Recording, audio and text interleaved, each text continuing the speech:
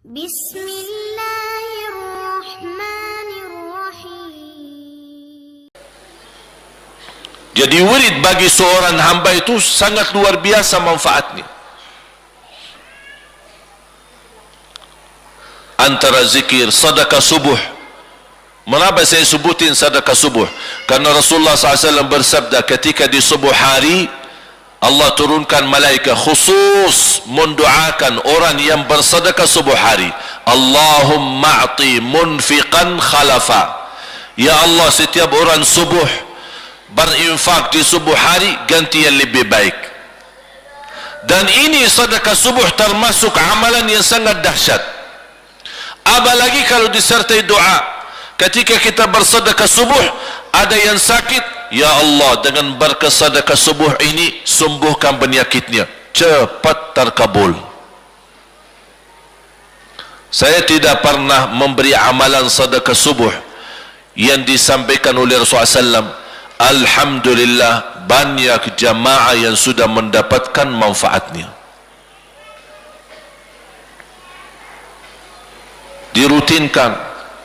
Walaupun ibu-ibu sedang halangan tidak salat subuh, masih bisa laksanakan sedekah subuh.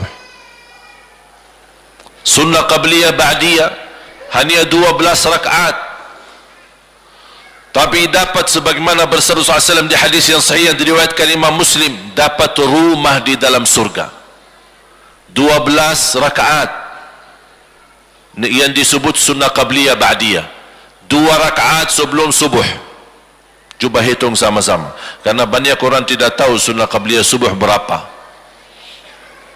Saya berapa kali tanya sama jemaah, ada yang bilang 14, ada yang bilang 16, ada yang bilang 10. Yang disebut dalam hadis yang sahih 12. Barang siapa yang menjaga 12 rakaat dalam sehari dan semalam, dapat rumah di surga, yang disebut oleh ulama sunnah qabliyah ba'diyah. 2 rakaat sebelum subuh. Yang dimaksud sunnah qabliyah ba'diyah beda sama sunnah umum. Sunnah qabliyah ba'diyah ada sunnah yang lain, itu namanya sunnah mutlak. Kalau dalam fikih disebut sunnah mutlak. Apa yang arti sunnah mutlak? Umum. Seperti apa? Duha, tahiyatul masjid, sunnah wudu, sunnah hajat dan yang lain-lain. Itu namanya umum, tidak terkait dengan salat wajib. Tapi kalau sunnah qabliyah ba'diyah, syaratannya apa? Tidak ada sunnah qabliyah ba'diyah kalau tidak ada salat. Artinya apa? Jangan-jangan orang rutin jaga salat sunnah qabliyah ba'diyah tapi tidak salat sama sekali. Lucu ya?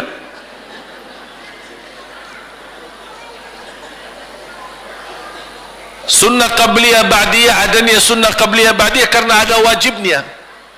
Dan wajib itu kalau ada kekurangan di salat wajib, dan pasti ada kekurangan, tak ada yang sempurna salatnya, termasuk saya. Makanya manfaatnya ini sunnah qabliyah ba'diyah, menutupi kekurangan yang wajib. Makanya pertama yang dihisab, kata Allah subhanahu wa ta'ala kepada malaikatnya, periksa salat hambaku. Habis diperiksa salatnya, ya Allah, banyak kekurangan. Apa kata Allah? Lihat sunnahnya. Ada enggak sunnahnya? Kata malaikat, ada ya Allah. Tutupi kekurangan yang wajib dengan salat sunnahnya. Dan ini salat sunnahnya termasuk sunnah qabliyah ba'diyah dan termasuk sunnah yang lain, menutupi kekurangan yang wajib. Makanya penting sekali walaupun hukumnya sunnah. 2 rakaat sebelum subuh, 4 rakaat sebelum zuhur, 2 rakaat sesudah salat zuhur. Sudah berapa? 8. 2 rakaat sesudah salat maghrib, 2 rakaat sesudah salat isya. Itu yang disebut salat sunnah qabliyah ba'diyah. Di luar itu ada sunnah mutlak. Contoh, barang siapa bersabda SAW, barang siapa yang salat sebelum asar 4 rakaat dapat rahmat dari Allah, itu di luar sunnah qabliyah ba'diyah. Itu namanya sunnah umum. Ketika kita ada luang salat 4 rakaat. Kalau salat sunnah tetap 2, 2, 2, tidak boleh digabung. Karena Rasulullah SAW di hadis yang sahih, la tushabbihun nafilata bil faridah, tidak boleh disamakan salat wajib dengan salat sunnah. Artinya kalau ada sunnah qabliyah 4 rakaat, berarti 2 dulu baru 2 lagi. Tidak boleh disamakan dengan salat zuhur atau salat asar. Syarat sunnah qabliyah ba'diyah, pertama terlaksana salat wajib, terkait dengan salat wajib. Yang kedua sesudah azan. Tidak ada sunnah qabliyah sebelum azan. Jadi kalau belum azan, berarti kalau anda salat sunnah, itu sunnah apa? Mutlak. Sunnah apa? Mutlak. Bahasa lain di dalam fikih, nafilah.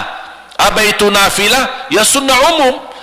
Masuk masjid belum azan, ingin salat 2 rakaat, 4 rakaat, 6 rakaat, itu semua namanya nafilah mutlak, sunnah mutlak. Begitu azan anda salat 2 rakaat, itu namanya sunnah qabliyah, sesudah azan. Termasuk sunnah fajar.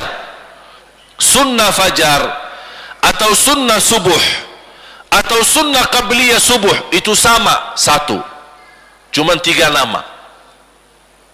Sunnah fajar disebut dalam fikih sunnah fajar, disebut pula sunnah subuh, disebut juga sunnah qabliyah subuh. Kapan dilakukan? Sesudah azan subuh, sebelum salat wajib. Berarti sunnah fajar yang selama ini kita dengar, sunnah fajar sebelum azan, itu bukan sunnah fajar yang sebelum azan. Kalau belum azan, apapun anda salat, itu semua termasuk salat malam, dihitung sebagai salat malam. Nawaitu salat taubat kah, nawaitu salat hajat kah, nawaitu salat apa saja, sama disebut di bawah kata umum salat malam. Karena tidak ada istilah imsak dari salat malam. Faham dia imsak? Kalau lagi puasa kan biasa imsak kan sebelum. Kalau salat malam tidak ada imsaknya. Kapan berhenti salat malam? Kalau dengar azan. Misal ini lagi salat, pas rakaat kita udah mulai Allahu Akbar salat malam, kita lagi sudah 2 rakaat. Pas saya salat dah berhatiin waktu. Ketika saya lagi salat terdengar azan subuh, saya masih salat, langsung dilanjutkan, habiskan, tidak apa-apa. Bahkan ada satu hadis yang sahih, salatul laili mathna mathna mathna fa in khashiya ahadukum as-subha falyutir. Salat malam 2, 2, 2, dan barang siapa yang kekhawatiran masuk waktu subuh, segera tutup dengan witir. Ini bagi orang yang salat malam di terakhir, di ujung. Sudah faham? Jelas? Nyambung? Masuk? Alhamdulillah.